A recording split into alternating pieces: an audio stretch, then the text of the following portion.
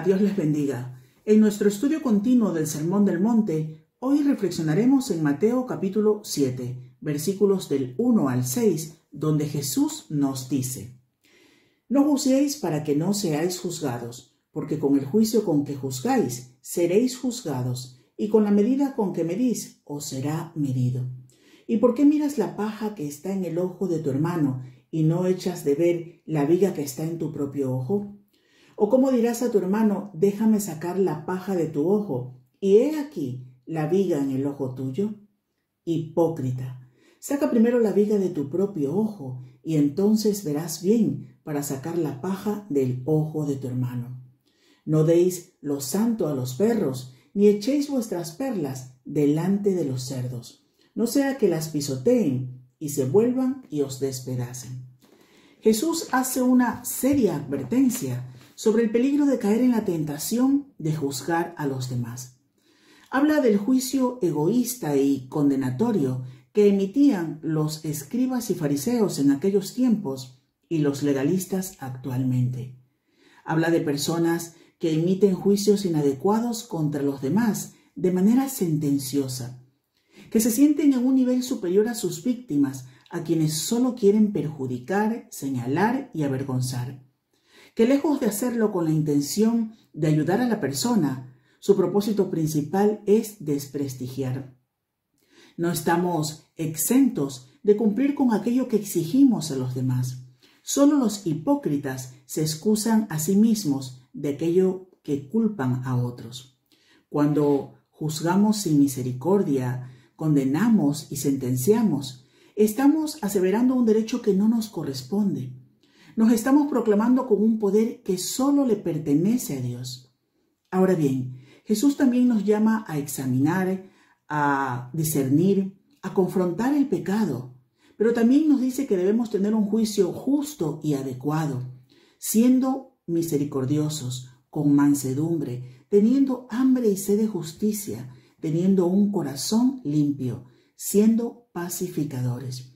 Y nos exhorta: saca primero la viga de tu propio ojo y entonces verás bien para sacar la paja del ojo de tu hermano. Pidamos al Señor que nos permita vernos a nosotros mismos como Él nos ve, que nos dé una clara convicción de nuestro propio pecado, despertando nuestra conciencia, que nos limpie de toda iniquidad, porque cuando la viga sea sacada de nuestro ojo, podremos ver a nuestros hermanos con amor y veremos a Dios como el único juez. A continuación, hemos preparado un importante mensaje sobre este tema. Permanece con nosotros y al final recuerda compartir este programa.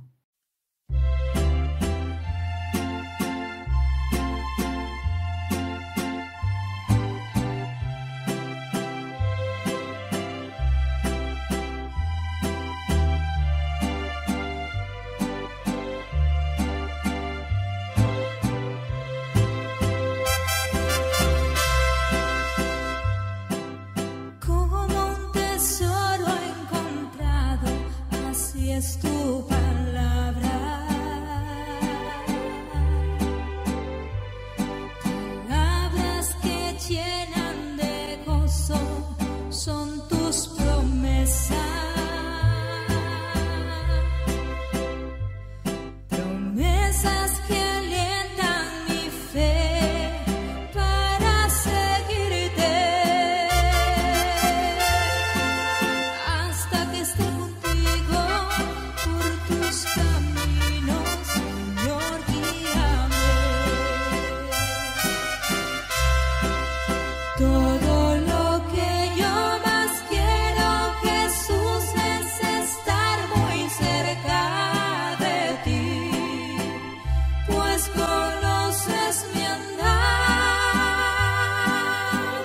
Llévame hasta el final.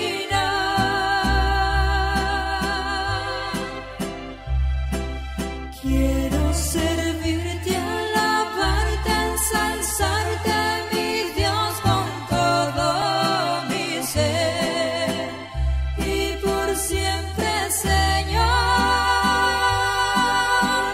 proclamar tu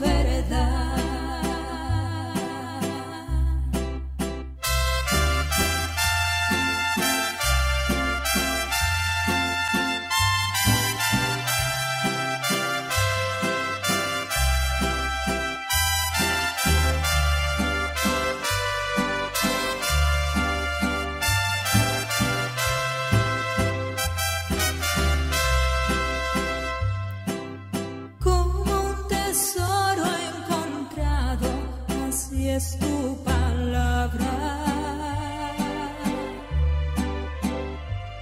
Palabras que llenan de gozo son tus promesas. Promesas que alientan mi fe para seguirte hasta que esté contigo por tus caminos, Señor, guíame. Todo lo que yo más quiero, Jesús, es estar muy cerca de ti, pues conoces mi andar. Llévame hasta el final.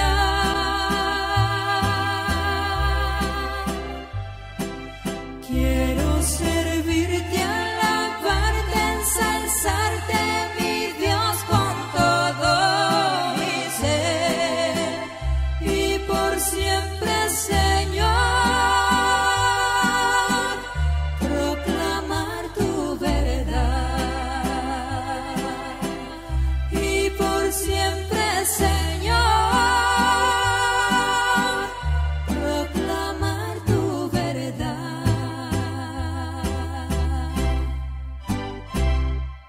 Fue el apóstol Pablo quien, escribiendo a Tito, cita lo que conocemos como la paradoja de Epiménides.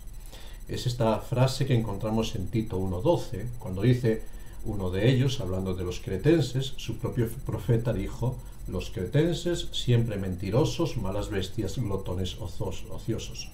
Epiménides era cretense, y si los cretenses siempre mienten, ¿estaba mintiendo al afirmar esto? ¿Siempre mentía Epiménides o solo en ocasiones? Pablo nos dice en el versículo 13 que esta declaración es verdadera, pues estaban dispuestos a creer cualquier idea, filosofía, tradición, antes que reconocer la verdad del Evangelio.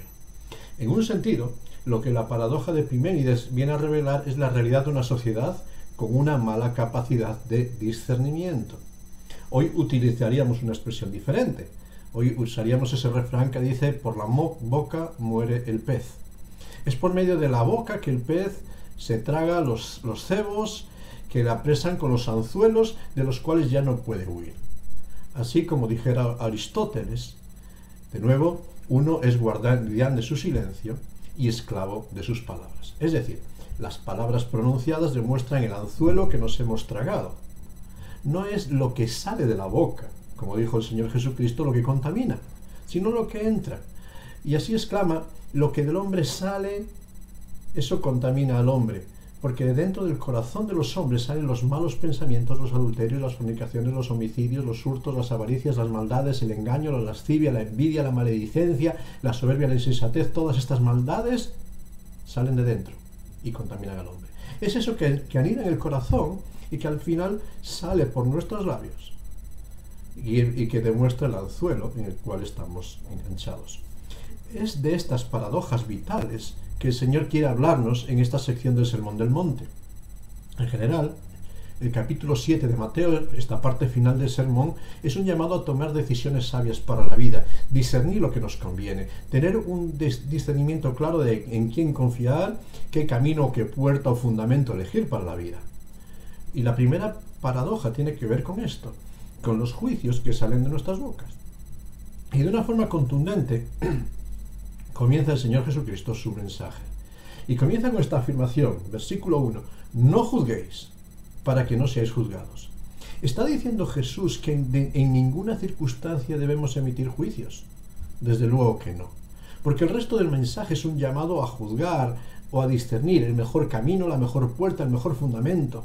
Juzgar a los falsos profetas, discernir con quién conviene invertir tiempo y esfuerzo. Lo que Jesús quiere señalarnos es la importancia de aprender a trazar la frontera entre el juicio legítimo, justo, necesario y la mera crítica pecaminosa. Cuando venimos de escuchar enseñanzas sobre una moralidad superior, como la Jesús ha estado enseñando en el resto del Sermón del Monte, cuando nos proponemos vivir conforme a esta norma, en ocasiones podemos caer en un grave peligro. Y es el peligro de mirar con desprecio a aquellos hermanos que no se esfuerzan debidamente.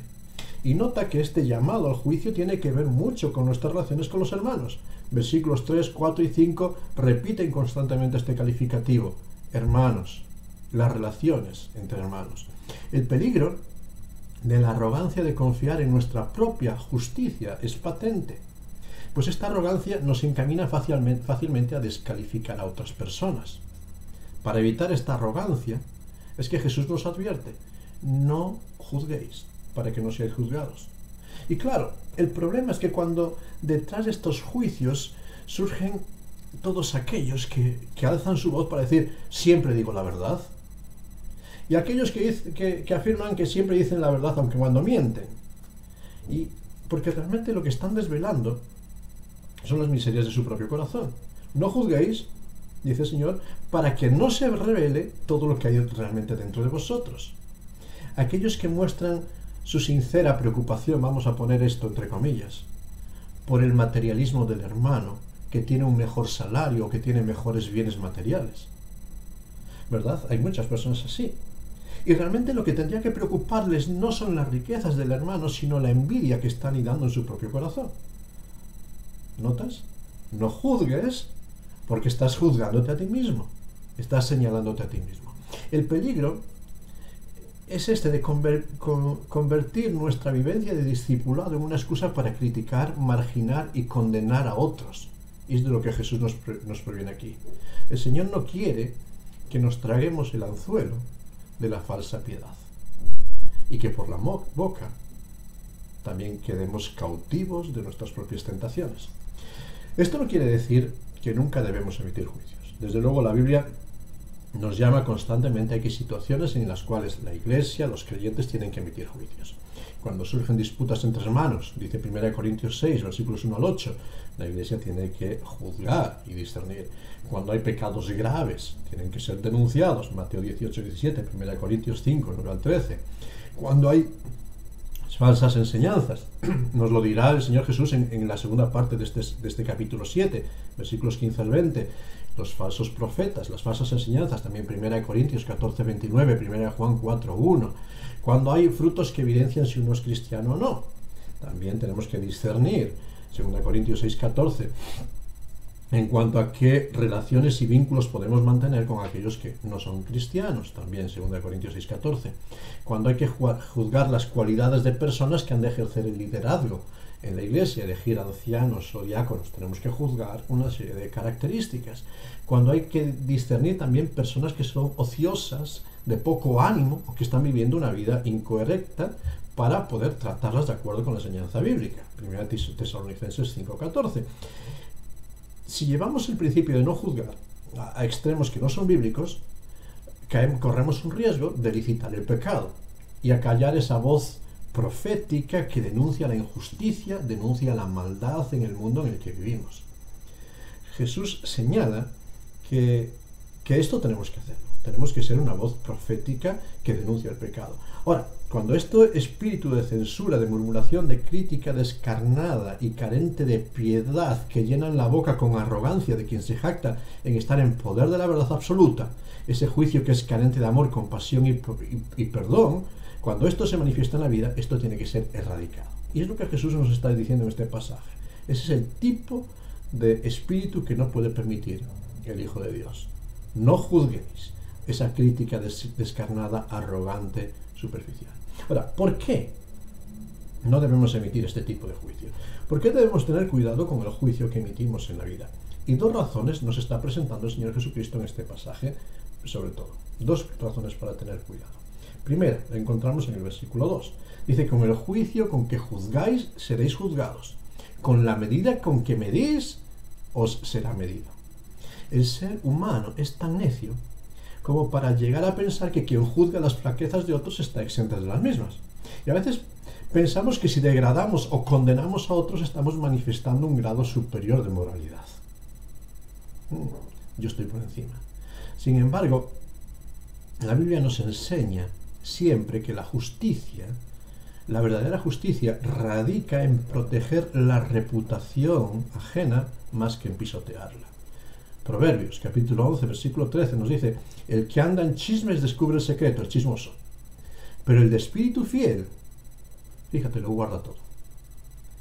Amar tiene que ser antes que juzgar. Proverbios 10, 12. El odio respeta rencillas, pero el amor cubrirá todas las faltas. En demasiadas ocasiones caemos en el error de pensar que nosotros estamos libres de juicio. Podemos recordar la escena de aquella mujer sorprendida en acto de adulterio, ¿verdad?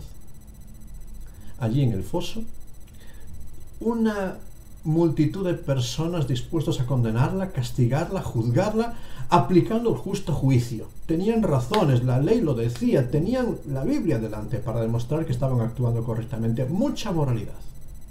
Y allí en aquel foso Jesús se arrodilla y simplemente dice esta expresión. La encontramos en Juan capítulo 8, versículo 7. El que de vosotros esté sin pecado sea el primero en arrojar la piedra contra ella. Y aquellos moralistas, acusados por sus propias conciencias, se alejaron de allí. Al ver a las personas hundidas en los errores y fracasos de la vida, no deben movernos a lanzar piedras, a condenar, a este tipo de juicio crítico, sino a restaurar. Y los dos requieren juicio. Requieren el juicio de saber la condición en que está la persona. Ahora, lo que debe movernos el juicio es una actitud diferente, no a la condena, sino a la restauración. Ahora, ¿por qué debemos hacer esto? Porque del mismo modo que tratamos a los que nos rodean, al final seremos tratados. Notas que en el Sermón del Monte, ya en el capítulo 6, cuando estamos hablando de esta oración modelo que es el Padre Nuestro, el Señor Jesucristo nos ha dado una pincelada importante. Dice allí Mateo 6, 12: perdónanos nuestras ofensas, nuestras deudas, como también nosotros perdonamos a nuestros deudores. Y dice en los versículos 14 y 15 explicando esto: porque si perdonáis a los hombres sus ofensas, os perdonará también a vosotros vuestro Padre Celestial. Mas si no perdonáis a los hombres sus ofensas, tampoco vuestro Padre os perdonará vuestras ofensas. Fíjate, esta es una verdad muy seria y debiera ayudarnos a reflexionar e incluso creo que más, a estremecernos. Nos está diciendo que al final todos tendremos que comparecer delante de Dios. Al final todos tendremos que ser tratados con el juicio en la presencia de Dios. Y con la misma gracia que hemos actuado delante de nuestros semejantes, seremos tratados por aquel que juzga todas las cosas con justo juicio. Fíjate, dice el apóstol Pablo en Romanos 2.1: eres inexcusable, oh hombre, quienquiera que seas tú que juzgas. Pues en lo que juzgas a otro, te condenas a ti mismo, porque tú que juzgas haces lo mismo. Santiago 2.13: juicio sin misericordia se hará con aquel que no hiciere misericordia, y la misericordia triunfa sobre el juicio. ¿Notas la referencia? Constantemente la Escritura nos dice que de la forma en que nosotros juzgamos, tratamos y aplicamos la justicia a las personas que nos rodean, en su tiempo va a aplicarse sobre nosotros. ¿Y qué se esperará en ese tiempo? Y esto me estremece. Me estremece pensar en que yo voy a tener que comparecer delante de Dios. Y cuando pienso en esta dinámica, creo que muchas veces me callaría mis comentarios, me callaría mis opiniones, por amor, por gracia y egoístamente, porque también así voy a ser tratado. Pero hay una segunda razón para tener cuidado con el juicio. Y nos la sigue diciendo, versículo 3 en adelante: ¿por qué miras la paja que está en el ojo de tu hermano y no echas de ver la viga que está en tu propio ojo? Seamos realistas. ¿Quién no está siendo zarandeado por tentaciones, por debilidades morales? ¿Quién no está luchando contra aguijones en su propia carne? Y estando así, ¿soy quien de condenar los defectos ajenos? Ahora bien, esto no quiere decir que tengamos que volvernos tolerantes y consentidores y transigentes con todo tipo de pecado. Pero sí quiere decirnos que debemos ser pacientes y compasivos para con el pecador. Fíjate, es distinta la práctica del pecado que la persona que practica el pecado. El Señor nos señala que no debemos pasar por indiferente el pecado. Debemos tratar con ese pecado que daña la visión espiritual del pueblo de Dios. Ahora, lo que nos señala es que debemos tratarlo desde la humildad, desde el reconocimiento de la condición personal y desde el trato con el pecado personal en uno mismo. No podemos ayudar a otros sin pasar previamente por el proceso doloroso del quebrantamiento moral, del quebrantamiento personal, de reconocer las vigas que en forma de orgullo, de falsa justicia o de superioridad nos pueden embargar. El mismo apóstol Pablo luchaba con la realidad de una vida que no estaba donde debiera estar. Se sentía miserable, se sentía debilitado, y fue desde esta conciencia de su insuficiencia moral, considerándose el primero de los pecadores y merecedor de la gracia de Dios, que exhorta a los creyentes a salir de su pecado y a cambiar su estilo de vida. Y eso debiera ocurrirnos a nosotros. No debemos jactarnos de que siempre decimos la verdad, sino debiéramos mirar hacia nosotros y aplicarnos la verdad a nosotros mismos para ver las vigas que tantas veces nos impiden ver y ayudar a otros. Porque solo cuando sacas de tu ojo la viga que está cegando nuestra visión espiritual, podemos tener una visión clara para ayudar a otros creyentes en las diferentes luchas morales que están viviendo. No enjuiciar, de nuevo, sino ayudar. No podemos ayudar si primero no nos sometemos a este profundo quebrantamiento. Solo quien ha experimentado el quebrantamiento, solo quien ha pasado por el área de la disciplina y restauración de Dios, solo quien ha experimentado el poder transformador del Espíritu Santo, solo quien ha experimentado la convicción de su pecado, que se ha arrodillado delante de la cruz de Cristo, quien ha visto su pobreza espiritual, quien ha llorado delante de Dios, solo esa persona está en condiciones de ayudar a su hermano. Sin quebrantamiento, sin reconocimiento de nuestra culpa, sin sentirnos pobres, debilitados, sin nada que demandar a otros. Solo así podremos ayudar a otros. Sin eso no somos nadie. Ahora, permíteme una pincelada más antes de terminar. Porque hay un juicio que sí tenemos que emitir. Si empezaba el Señor diciéndonos, no juzguéis para que no seáis juzgados, el versículo 6 nos empieza a señalar un juicio que tenemos que emitir. Habla de perros y de cerdos. Nos confronta con un juicio, un discernimiento que hay que tener. Los perros y los cerdos eran animales inmundos y despreciables entre los judíos. Para los judíos, el perro era el calificativo dado a los gentiles para referirse a todos aquellos que vivían sin el temor de Dios.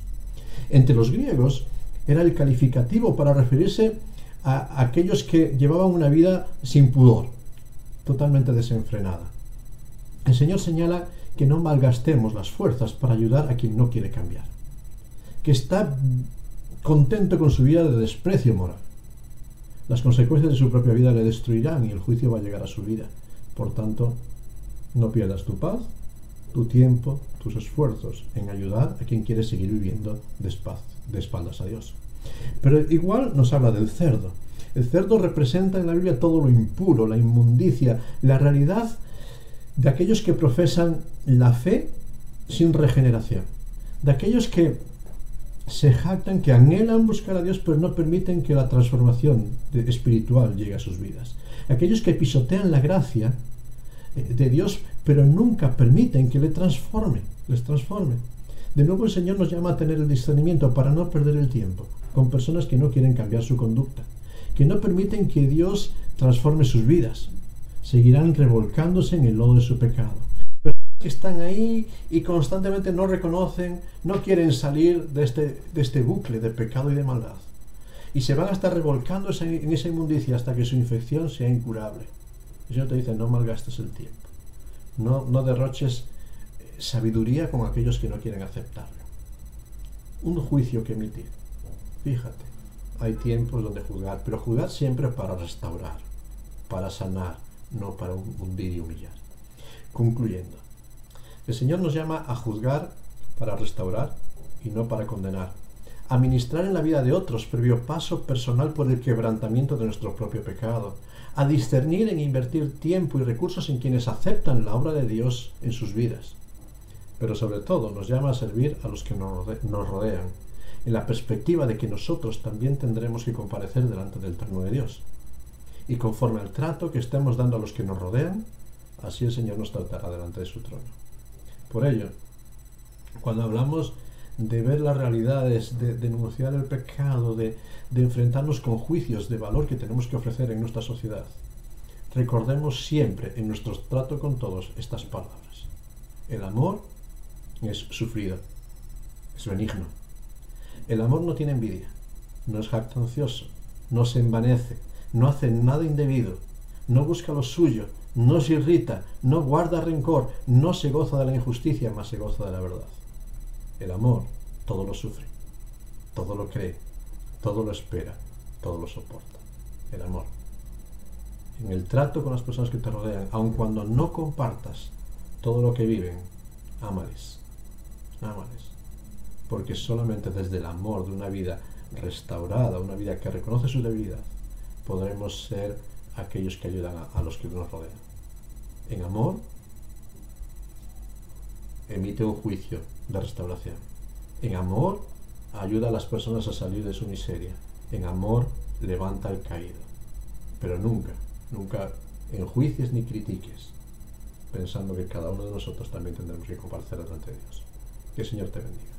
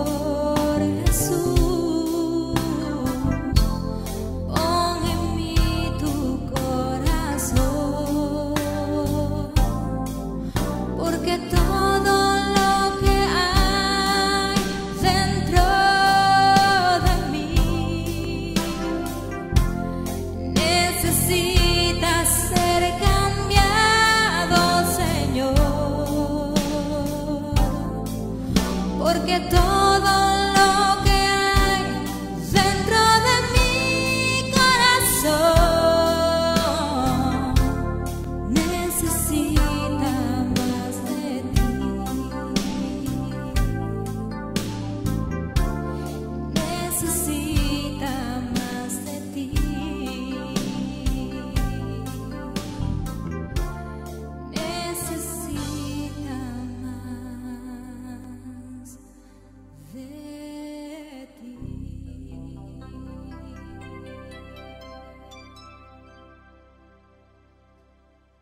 Vamos a terminar este tiempo con un momentito de oración, pidiendo que el Señor nos ayude a aplicar ese principio del amor a todas nuestras relaciones. Aprender desde la humildad de trato a acercarnos a aquellos que nos rodean para restaurar, para sanar, para ser ayuda, pero sobre todo a vivir al amparo de la cruz de Cristo, reconociendo esas vigas que tantas veces ciegan nuestra visión, pidiendo que Él sea el que limpie nuestra visión para poder ser instrumentos de bendición a los que nos rodean. Vamos a terminar entonces orando.